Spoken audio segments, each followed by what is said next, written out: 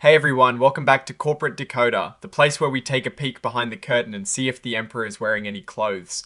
Today, we're diving into a financial supplement for the Franklin Lexington Private Markets Fund. And let's just say there are some interesting numbers in here that tell a story about how your money might be working or not working for you. This is a supplement to their main prospectus, meaning they're updating some important details about fees and how the fund operates.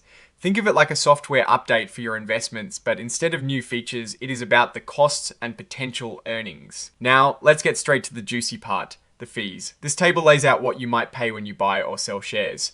Good news up front, there is no maximum sales load for most of the share classes we see here like Class SD, I, and M.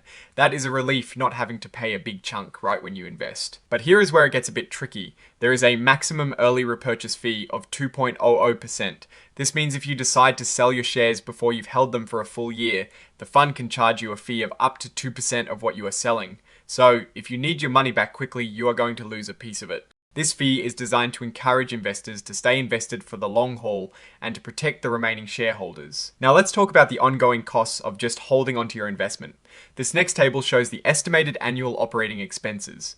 These are the fees that chip away at your returns year after year. First up is the management fee, which is set at 1.25% across all share classes. This is what the fund managers get paid for managing the money. The good news here is that the manager has agreed to voluntarily waive this fee until the 1st of October 2025. So, for a good chunk of time, you are not paying this management fee. After that date, unless they extend the waiver, it will go back to 1.25%. This reduction is not something they can make up for later, which is a positive for investors. Next is the incentive fee, listed at 1.05% for all share classes. This is a performance-based fee. The fund managers get this fee only if the fund's profits exceed a certain benchmark, which includes a hurdle amount and a loss recovery account. This means they only get rewarded when the fund does well. It is important to note that this fee is speculative, so it is not being included for the initial year of operations. Then we have other expenses, which include things like professional fees, administrative costs, and transfer agent fees. These vary a bit by share class. For Class S and Class I shares, it is 0.96%. For Class D, it is 0.83%, and for Class M, it is 0.85%. These are generally estimated annual costs. The distribution and servicing fee is quite different across the share classes. For Class S, it is 0.85%. For Class D, it is 0.25%. For Class I, it is 0, meaning you don't pay any of this fee if you are in Class I shares. And for Class M, it is 0.50%. These fees are typically related to marketing and distribution costs. Acquired fund fees and expenses are a significant 1.38% across all share classes. This is a big one, and it represents the fees and expenses of underlying funds that this fund invests in. So, the Franklin Lexington Private Markets Fund isn't just paying its own managers. It is also paying the managers of the funds it invests in. This can include management fees and performance fees like carried interest from those underlying funds. Essentially, you are paying layers of fees. Interest payments on borrowed funds are listed at 0.15% for all classes. This relates to any borrowing the fund does, and it adds to the overall cost of running the fund. Now let's look at the total annual expenses before any fee waivers. For Class S shares, it comes out to 5.64%. Class D is a bit lower at 4.91%. Class I shares are at 4.79%, and Class M shares are at 5.18%. These are the total ongoing costs you can expect to pay as a percentage of your investment each year, before any adjustments. But there is a silver lining. The fee waiver and done your expense reimbursement shows a negative 0.03% for all classes. This means the manager is actually waiving some fees or covering some expenses, reducing your total costs slightly. This is under an expense limitation agreement where the manager agrees to keep certain operating expenses below 0.50% excluding specific excluded expenses.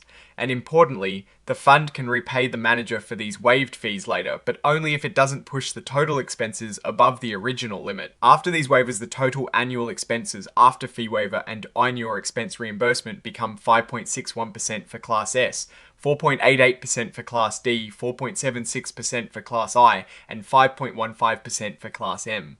So, while there is some relief, these are still significant ongoing costs. Going back to those upfront fees, this note clarifies that while there is no direct sales load from the fund itself, your financial advisor or intermediary could charge you fees. They're limited to a 3.0% cap on the net asset value for Class SD and M shares. So, It is crucial to have a conversation with your financial advisor about any additional fees they might be charging. Class I shares thankfully do not have these intermediary fees. And about that early repurchase fee, this note reiterates that it applies if you sell within a year of buying on a first in, first out basis. It can be waived if it is in the best interest of the fund, and it doesn't apply to shares bought through dividend reinvestment. They have specific exceptions for things like managed accounts and certain feeder funds. Let's revisit the management fee note. It confirms the 1.25% annual rate and how it is calculated. It also highlights the voluntary waiver until October 2025. This is a key point for investors looking at costs in the short term. This lengthy explanation for the incentive fee details how precisely it is calculated. The manager gets 12.50% of profits above a hurdle and a loss recovery account.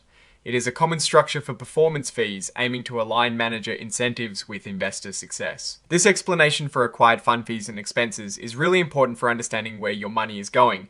It explicitly states that these fees are for the underlying funds the Franklin Lexington Fund invests in. It mentions that these can include management fees between 1.00% and 2.50%, and performance fees like carried interest of 10% to 30%.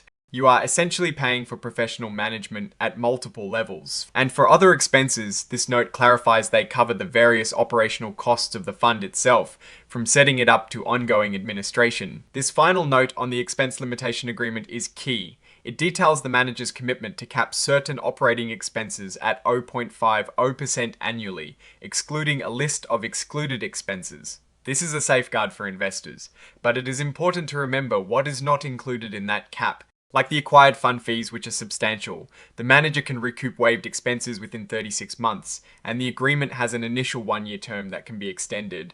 So, what is the story here? This filing shows a fund with no upfront sales load on most of its share classes, which is a good starting point. However, there is a notable early repurchase fee if you need your money back quickly. Where things get really interesting and potentially costly are the layers of fees. You have the management fee, an incentive fee, other operating expenses, and crucially, the acquired fund fees and expenses from the underlying investments. While the manager is waiving some fees in the short term, the acquired fund fees remain a significant ongoing cost. The Class I shares appear to be the most investor-friendly in terms of distribution and servicing fees, offering a lower overall expense ratio for investors considering this fund. The biggest takeaway is to understand the total cost of ownership. Don't just look at the headline management fee, dig into those acquired fund fees and any intermediary charges. The Franklin Lexington Private Markets Fund aims to provide access to private markets, which can offer unique opportunities. But these generally come with higher fees and less liquidity compared to traditional public markets.